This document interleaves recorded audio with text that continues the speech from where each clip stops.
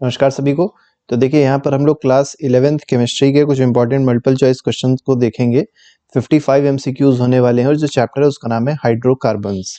तो चलिए बिना टाइम वेस्ट किए स्टार्ट करते हैं, देखते हैं फर्स्ट क्वेश्चन क्या कह रहा है। फर्स्ट क्वेश्चन में कहा गया which of the following fuel causes least pollution. आपको बताना है कौन सा ऐसा फ्यूल है जो लीस्ट पोल्यूशन कॉज करेगा when used as domestic fuel. तो डोमेस्टिक फ्यूल में जब उसको डोमेस्टिक फ्यूल के रूप में यूज करते हैं तो लीस्ट पोल्यूशन कॉज करता है। तो पेट्रोल नहीं है, डीजल भी नहीं है, एलपीजी इसमें तीनों में सबसे कम जो है वो एलपीजी पोल्यूशन कॉज करेगा। ठीक है, इससे भी कम होता है सीएनजी। नेक्स्ट पे आते हैं, क्वेश्चन नंबर सेकंड देखेंगे। Natural gas when compressed. अब देखिए नेचुरल गैस क्या होती है, जो मीथेन होती है यही आपकी नेचुरल गैस है। जब इसको कॉम्प्रेस कर दिया जाता है तो इसको क्या कहता है, कॉम्प्रेस्ड नेचुरल गैस कहते हैं। और इसका मेजर कॉन्स्टिट्यूएंट कोई पूछाएगा तो ये मीथेन होगा जो कि CH4 है। नेक्स्ट पे आते हैं, क्वेश्चन नंबर थर्ड देखेंगे। Which of the following is obtained by destructive distillation of coal. तो देखिए जब भी डिस्ट्रक्टिव डिस्टिलेशन किया जाएगा कोल का तो क्या बनने वाला है, तो बनता है कोल गैस। ठीक है, तो कोल गैस बनती है डिस्ट्रक्टिव डिस्टिलेशन से, किसके, कोल के डिस्ट्रक्टिव डिस्टिलेशन से।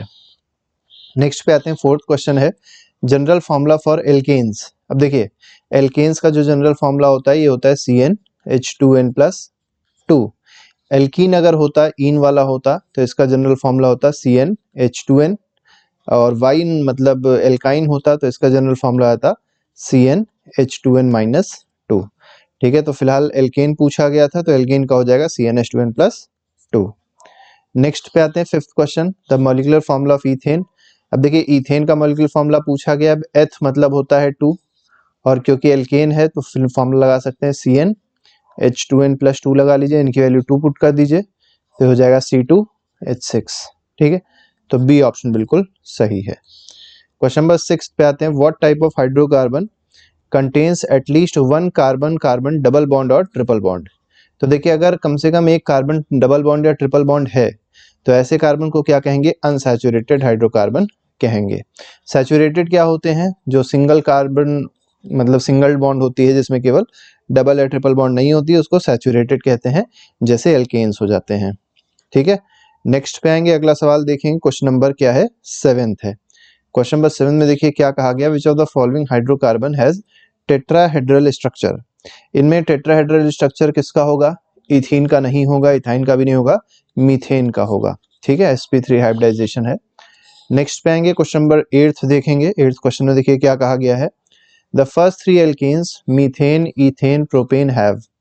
अब देखिए जो मीथेन हो गया, इथेन हो गया, प्रोपेन हो गया, अब इनके बारे में पूछा गया है क्या चीज सही है, तो ये स्ट्रक्चरल आइसोमर्स है, तो आइसोमर्स तो नहीं है ये, ओनली वन पॉसिबल स्ट्रक्चर, बिल्कुल सही है।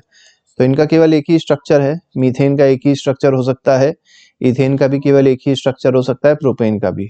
ब्यूटेन में अगर आप देखेंगे तो ब्यूटेन का स्ट्रक्चर तो सिंगल कार्बन की लॉन्गेस्ट चेन भी हो सकती है, और ब्यूटेन को आप ऐसे भी रिप्रेजेंट कर सकते हैं 2 मिथाइल प्रोपेन के रूप में, बाकी पे आप क्या कर सकते हैं, हाइड्रोजन लगा सकते हैं।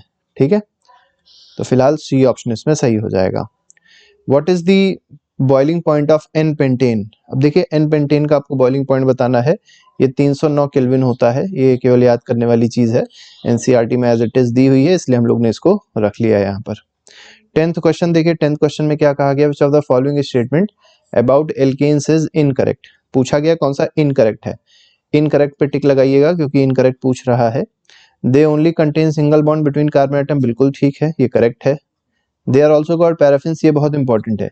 एल्केन्स को और क्या कहा जाता है, पैराफिन्स भी कहा जाता है। ठीक है, पैराफिन्स भी कहा जाता है, तो याद रखिए बिल्कुल सही ऑप्शन है। They readily reacts with acid and bases, ये गलत है, ये रिएक्ट नहीं करते, रेडली रिएक्ट नहीं करते एसिड बेस से। और their bond angles are approximately 109.5, ये भी सही है। गलत कौन सा है, सी ऑप्शन।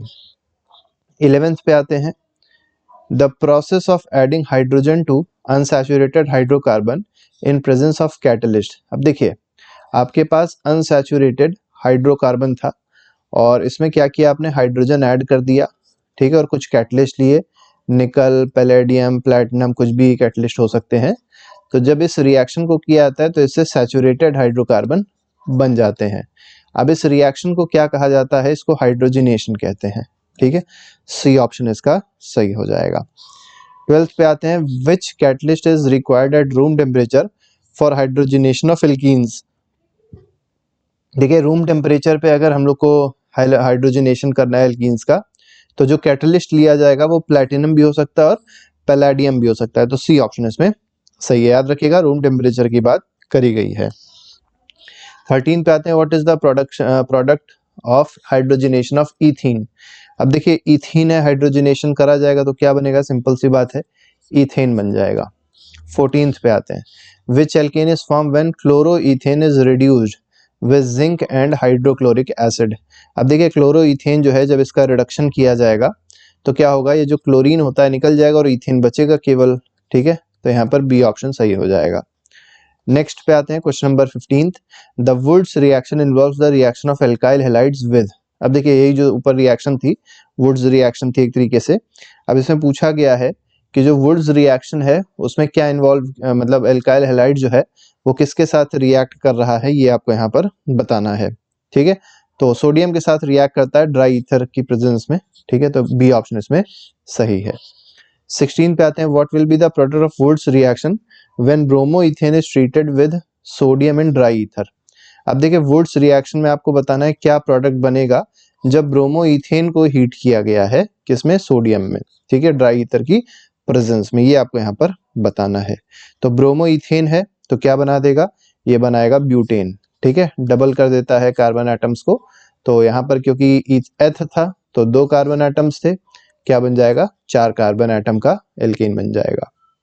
नेक्स्ट पे आते हैं 17th question, the process of eliminating carbon dioxide from a carboxylic acid to form alkane. अब देखिए कार्बोक्सिलिक एसिड था और उसमें से कार्बन डाइऑक्साइड हटा दी गई, क्या बना, एल्केन बना। इस प्रोसेस को क्या कहेंगे, ये आपको यहाँ पर बताना है। तो हाइड्रोजनेशन नहीं कहेंगे, इसमें हाइड्रोजन ऐड किया जाता है। वुड्स रिएक्शन भी नहीं कहेंगे, हेलोजिनेशन नहीं कहेंगे, डी कार्बोक्सिलेशन रिएक्शन कहेंगे। तो बी ऑप्शन सही है। 18 पे आते हैं, which reagent is used for decarboxylation of sodium salts of carboxylic acid. तो डी कार्बोक्सिलेशन मतलब जो कार्बन डाइऑक्साइड है उसको रिमूव किया जा रहा है। ठीक है, तो कैसे रिमूव किया जाएगा, कौन सा रिएजेंट यूज किया जाएगा, तो सोडा लाइम यूज करते हैं। सोडा लाइम मतलब NaOH और CaO मिक्सचर इसका यूज करते हैं। ए ऑप्शन बिल्कुल सही है। What is the product when sodium ethanoate is heated with soda lime. अब देखिए सोडियम इथेनोएट को जब सोडा लाइम से हीट किया जाएगा तो क्या बनेगा, ये आपको यहाँ पर बताना है। तो बनता है मीथेन। ठीक है, तो सोडियम इथेनोएट था और क्या था, सोडा लाइम था, क्या बनेगा, मीथेन बनेगा।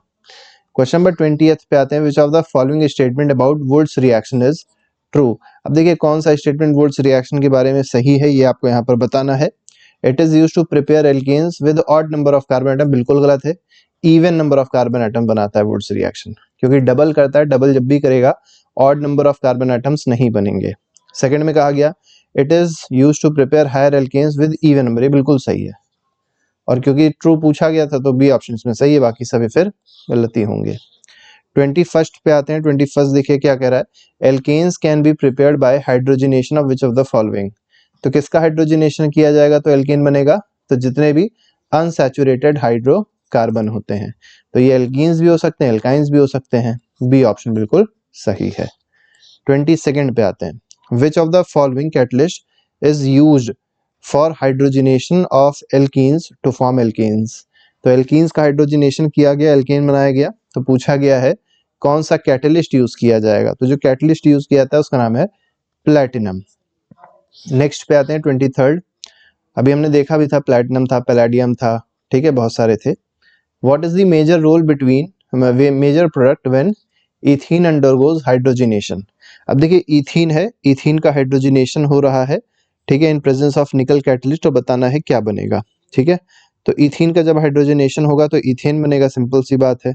सी ऑप्शन इसमें क्या है, बिल्कुल सही है। ठीक है, अगले क्वेश्चन पे आएंगे, अगला क्वेश्चन देखेंगे। अगला क्वेश्चन क्वेश्चन नंबर 24th है। 24th क्वेश्चन देखिए क्या कह रहा है, इसमें कहा गया which reaction is used for preparation of higher alkanes containing even number of carbon atoms. तो even number of carbon atoms बनने चाहिए, ऐसी रिएक्शन को क्या कहते हैं।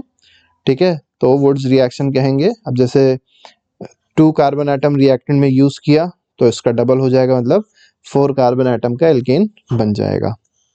अगले पे आएंगे question number 25, in Wurtz reaction the reactants are alkyl halides and which of the following. देखिए एल्काइल हैलाइड जो है वो किसके साथ रिएक्ट करता है ये आपको यहाँ पर बताना है। तो सोडियम के साथ रिएक्ट करता है ड्राई ईथर की प्रेजेंस में, भी हमने देखा भी था। बी ऑप्शन बिल्कुल सही है। Which of the following alkene can not be prepared using Kolbe's electrolytic method. अब कोल बेस इलेक्ट्रोलिटिक मेथड से किसको प्रिपेयर नहीं किया जा सकता है ये यहाँ पर आपको बताना है। ठीक है, तो कोल बेस इलेक्ट्रोलिटिक मेथड से एल्केन मतलब ईथेन प्रिपेयर कर सकते हैं। ठीक है, प्रोपेन प्रिपेयर नहीं कर सकते हैं। बी ऑप्शन इसमें गलत हो जाएगा। नेक्स्ट पे आएंगे 27th में, in decarboxylation sodium salt of carboxylic acid is heated with which of the following. तो जो डीकार्बोक्सिलेशन रिएक्शन जो होती है उसमें कार्बोक्सिलिक एसिड जो है उसको हीट किया जाता है। ठीक है, लेकिन किसके साथ हीट किया जाता है ये आपको यहाँ पर बताना है। तो सोडा लाइम के साथ इसको हीट करते हैं। ए ऑप्शन सही है। Which of the following is not required for Kolbe's electrolytic method. अब कोल बेस इलेक्ट्रोलिटिक मेथड के लिए किसकी जरूरत नहीं है? ठीक है, नहीं है पूछा गया है। तो यहाँ पर सोडा लाइम की जरूरत नहीं होती है, बाकी aqueous sodium salt of carboxylic acid होना ही चाहिए। इलेक्ट्रोलिसिस करना ही पड़ेगा तो उसके इलेक्ट्रिसिटी भी चाहिए। एनोड कैथोड की जरूरत पड़ेगी पड़ेगी, किसकी जरूरत नहीं पड़ेगी? सोडा लाइम की उसमें कोई जरूरत नहीं है। 29th पे आएंगे, the controlled oxidation of methane in the presence of molybdenum oxide produces which of the following. अब देखिए किसका ऑक्सीडेशन हो रहा है? मीथेन का ऑक्सीडेशन हो रहा है। ठीक है, और मॉलीबेंडनम ऑक्साइड की प्रेजेंस में हो रहा है ऑक्सीडेशन, मतलब कंट्रोल्ड ऑक्सीडेशन है। क्या बनेगा? मिथनॉल बन जाएगा, अल्कोहल बन जाएगा। ठीक है, और क्योंकि एक कार्बन एटम था तो एक कार्बन एटम का अल्कोहल बन जाएगा। What is the major product when normal hexane या N hexane undergoes isomerization in presence of anhydrous AlCl3 and HCl। अब देखिए यहाँ पर आपसे क्या पूछा गया कि जो आपका नॉर्मल हेक्सेन है या एन हेक्सेन है, ठीक है, जब इसको आइसोमराइजेशन किया गया एनहाइड्रस AlCl3 या HCl की प्रेजेंस में, तो मेजर प्रोडक्ट जो होगा वो क्या हो जाएगा? तो मेजर प्रोडक्ट होगा 2-मिथाइल पेंटेन। ठीक है, अगले पे आएंगे, what are conformations of alkanes. अब एल्केन्स के जो कन्फर्मेशंस होते हैं वो क्या होते हैं ये आपको यहाँ पर बताना है। तो स्ट्रक्चरल आइसोमर्स ऑफ एल्केन गलत है। Special arrangement of atoms obtained by rotation around CC carbon carbon single bond, B option बिल्कुल सही है। इसी को ही कन्फर्मेशनल आइसोमर कन्फर्मेशंस कहते हैं। Which type of strain hinders the free rotation around carbon carbon single bond. तो किस तरीके का स्ट्रेन होता है जो फ्री रोटेशन को रेजिस्ट करता है या रोकने की कोशिश करता है कार्बन कार्बन सिंगल बॉन्ड के आसपास, ये आपको यहाँ पर बताना है। तो ये जो स्ट्रेन है इसको टॉर्शनल स्ट्रेन कहते हैं। ठीक है, which of the following is most stable confirmation of ethane. तो सबसे ज्यादा स्टेबल जो होगा कन्फर्मेशनल आइसोमर वो कौन सा होगा? स्टैगर्ड होगा। ठीक है, 34th में न्यूमैन प्रोजेक्शन ऑफ ईथेन, जो न्यूमैन प्रोजेक्शन किया जाता है ईथेन का, the front carbon is represented as. तो फ्रंट कार्बन को कैसे रिप्रेजेंट करते हैं? तो डॉट की तरह, और जो पीछे वाले को सर्कल में रिप्रेजेंट किया जाता है सर्कल के रूप में। 35th पे आते हैं। 35th में देखिए क्या कहा गया है, what is the approximate energy difference between staggered and eclipsed confirmation of ethane. तो स्टैगर्ड और इक्लिप्स्ड कन्फर्मेशन जो होते हैं ईथेन के, उसमें जो आपको बताना क्या है कि एनर्जी डिफरेंस होता है वो कितना होता है? ये अप्रोक्सीमेटली 3 किलो जूल पर मोल होता है। तो इसको 3 ही कर लीजिए, ज्यादा सही रहेगा, 5 नहीं आएगा, 3 आएगा। ठीक है, नेक्स्ट पे आते हैं 36th क्वेश्चन में कहा गया, which projection method is used to represent conformations of ethane by looking along carbon carbon bond. ठीक है, इसको क्या कहेंगे? न्यूमैन प्रोजेक्शन कहेंगे। अगले पे आएंगे, why is staggered confirmation of ethane more stable. अब देखिए स्टैगर्ड जो है वो ज्यादा स्टेबल है इक्लिप्स्ड वाले से, पूछा गया ऐसा क्यों है? क्योंकि स्टैगर्ड में जो टॉर्शनल स्ट्रेन होता है वो कम होता है। ए ऑप्शन सही होगा। Which of the following best describes the skew conformations of ethane. अब स्क्यू कन्फर्मेशंस को कौन डिस्क्राइब कर रहा है? It has maximum torsional strain, गलत है। It is an intermediate between staggered and eclipsed conformation, ये सही है। ठीक है, अगले पे आते हैं, which of the following statement about conformation is true. अब कन्फर्मेशंस के बारे में या कन्फर्मेशनल आइसोमर्स के बारे में कौन सी बात सही है ये आपको यहाँ पर बताना है। Conformations are type of configurational isomers, बिल्कुल गलत है। Conformation can be separated in lab, बिल्कुल गलत है। Staggered conformations have higher energy than eclipse, बिल्कुल गलत है। Rotation around carbon carbon bond it is almost free, ये बिल्कुल सही है। डी सही है इसमें। What is the dihedral angle in fully staggered conformations of ethane. अब देखिए फुल्ली स्टैगर्ड है कन्फर्मेशन इथेन का, इसका जो डाईहेड्रल एंगल होगा वो कितना होगा, ये होगा 60 डिग्री। ठीक है, 60 डिग्री होगा, याद रखिएगा। विच of the following hydrogen halides has the highest reactivity towards alkenes. अब देखिए कौन सा ऐसा हाइड्रोजन हैलाइड है जिसकी सबसे ज्यादा रिएक्टिविटी होगी एल्कीन्स की तरफ, ये यहाँ पर आपको बताना है। तो HI की होगी, ठीक है, आयोडाइड वाले की। The addition of HBr to propene in the presence of peroxide follow which of the following rule। देखिए मार्कोनिकॉफ और एंटी मार्कोनिकॉफ की बात यहाँ पर होने वाली है। अब HBr का एडिशन हो रहा है प्रोपीन में, लेकिन कैसे हो रहा है, एब्सेंस ऑफ पेरोक्साइड। और जब एब्सेंस होती है तो जो रूल लगता है वो मार्कोनिकॉफ रूल होता है। ठीक है, तो बी ऑप्शन इसमें सही हो जाएगा। 43 पे आते हैं। According to Markovnikov rule the addition of HBr to unsymmetrical alkene the bromine attaches to. अब देखिए जो ब्रोमीन है कहाँ पर अटैच होगा, ठीक है, तो ये मार्कोनिकॉफ रूल के हिसाब से एडिशन होगा, और अटैच कहाँ होगा, तो उस कार्बन में अटैच होगा जहां पर कम हाइड्रोजन एटम्स होंगे। तो बी ऑप्शन बिल्कुल सही है। 44 पे आते हैं। In presence of peroxide the addition of HBr to alkenes follows. अब देखिए प्रेजेंस है तो प्रेजेंस में क्या लगेगा, एंटी मार्कोनिकॉफ रूल लगेगा, सिंपल सी बात है। तो एब्सेंस में मार्कोनिकॉफ लगता है, तो प्रेजेंस जब है पेरोक्साइड की तो एंटी मार्कोनिकॉफ रूल लग जाएगा। ठीक है, और यहाँ पर जो अभी हमने रूल ऊपर देखा था कि जो ब्रोमीन था वो कहाँ लग रहा था, एक बार देख लीजिए फिर से। जो ब्रोमीन है वो अटैच हो रहा था carbon with fewer hydrogen atoms. यहाँ पर उल्टा हो जाएगा, ब्रोमीन वहां जाके लगेगा जहां पर हाइड्रोजन एटम्स क्या होंगे, ज्यादा होंगे। नेक्स्ट पे आएंगे, अगला सवाल देखेंगे, क्वेश्चन नंबर 44 है। The anti Markovnikov the addition of HBr to propene is called. अब देखिए इस प्रोसेस को क्या कहते हैं, जो एडिशन होगा HBr का प्रोपीन में, ठीक है, एंटी मार्कोनिकॉफ रूल के हिसाब से उस प्रोसेस को क्या कहा जाएगा, ये पूछा गया है। तो इसको खराश इफेक्ट भी कहा जाता है। ठीक है, तो याद रखिएगा खराश इफेक्ट बहुत पूछा जाता है। अगले पे आते हैं, question number 46। What does anti Markovnikov addition occur only with Y. पूछा गया है क्यों। एंटी मार्कोनिकॉफ एडिशन जो हो रहा है वो HBr में होता है, HCl और HI में नहीं होता है। पूछा गया ऐसा क्यों हो रहा है, तो HBr is more reactive than HCl HI गलत है। Peroxide initiates free radical addition only with HBr, ये बिल्कुल सही है कि जो पेरोक्साइड्स होते हैं वो क्या करते हैं, फ्री रेडिकल एडिशन करते हैं केवल किसके साथ में, ठीक है, इनिशिएट करते हैं फ्री रेडिकल एडिशन को, लेकिन केवल HBr के साथ में, HCl और HI के साथ में नहीं करेंगे। 47 पे आते हैं, इसमें कहा गया what is the major product of addition of HBr to two methyl propene in absence of peroxide. अब देखिए पेरोक्साइड्स की एब्सेंस है और HBr का एडिशन हो रहा है। ठीक है, अब एब्सेंस में आपको पता है कौन सा रूल लगेगा, हमने आपको बता ही दिया था। क्या बनेगा यहाँ पर, ये आपको बताना, तो आपको बता देते हैं, 2-ब्रोमो 2-मिथाइल प्रोपीन बनेगा। आप लोग अब इस रिएक्शन को आसानी से कर लीजिएगा, आपको समझ में आसानी से आ भी जाएगा। Which of the following statement is true about the electrophilic addition of HBr to ethene। अब देखिए HBr की एडिशन हो रही है इथीन में, इलेक्ट्रोफिलिक एडिशन है HBr की। अब आपको बताना है कि यहाँ पर क्या प्रोसेस फॉलो होगा।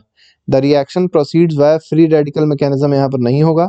The intermediate is formed is called a carbocation. देखिए कार्बोकैटायन का फॉर्मेशन होगा, बिल्कुल सही बात है। ठीक है, तभी HBr जाके उसमें ऐड होगा। अगले पे आते हैं, HBr में Br जो होगा वो जाके ऐड हो जाएगा। The addition of HBr to an alkene in the presence of peroxides follows अ।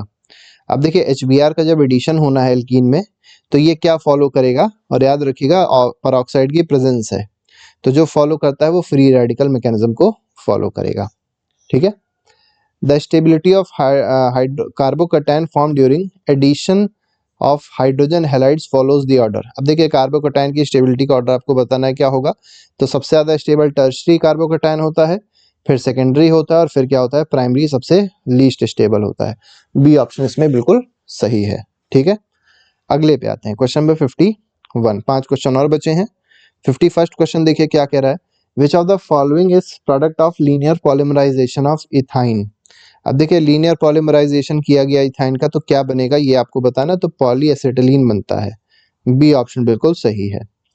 52 पे आते हैं, इसमें कहा गया under special conditions polyacetylene can conduct electricity because, अब देखिए पॉलीएसिटिलीन जो है इलेक्ट्रिसिटी कैसे क्यों कंडक्ट कर सकता है, क्योंकि इसमें क्या होते हैं, फ्री इलेक्ट्रॉन्स होते हैं। ए ऑप्शन बिल्कुल सही है।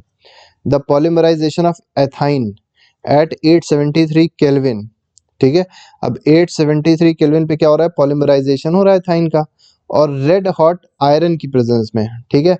अब ये इससे जो फॉर्मेशन होता है वो बेंजीन का फॉर्मेशन होता है, बहुत इंपॉर्टेंट रिएक्शन है ये, ठीक है, तो बेंजीन फॉर्म होगा, याद रखिएगा। अगले पे आते हैं, ठीक है।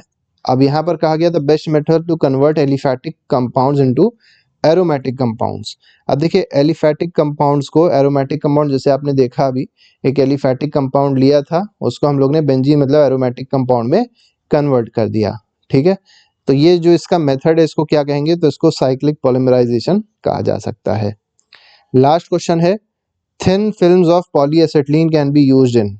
अब जो बहुत पतली पतली फिल्म्स होती हैं पॉलीएसिटिलीन की, वो कहाँ यूज करी जाती हैं, तो कंडक्टिंग इलेक्ट्रोड्स इन बैटरीज में यूज करी जाती हैं। बी ऑप्शन इसमें बिल्कुल सही हो जाएगा, ठीक है। तो बैटरीज में जो कंडक्टिंग इलेक्ट्रोड्स होते हैं उसमें इसको यूज किया जाता है। तो इस तरीके से 55 क्वेश्चंस का सेट था जो एनसीईआरटी के मिड से हम लोग ने क्वेश्चंस लिए थे। इसके अलावा हर एक चैप्टर के एमसीक्यूज प्लेलिस्ट में लगे हैं, आप जाके देख सकते हैं, अपना रिवीजन अच्छे से कर सकते हैं। अभी के फिलहाल इतना ही, और अगर आपको पीडीएफ चाहिए फिजिक्स या केमिस्ट्री की क्लास 11 तक, तो आप जो कॉन्टैक्ट नंबर दिया उस पर आप व्हाट्सएप कर सकते हैं और आपको पीडीएफ प्रोवाइड कर दी जाएगी, ठीक है। लेकिन पीडीएफ के बहुत मिनिमल चार्जेस हैं, वो आप देना पड़ेगा थोड़ा सा, और आपको पीडीएफ आसानी से मिल जाएगी। अभी के लिए फिलहाल नहीं रखते हैं। Thank you very much, good bye, जय हिंद।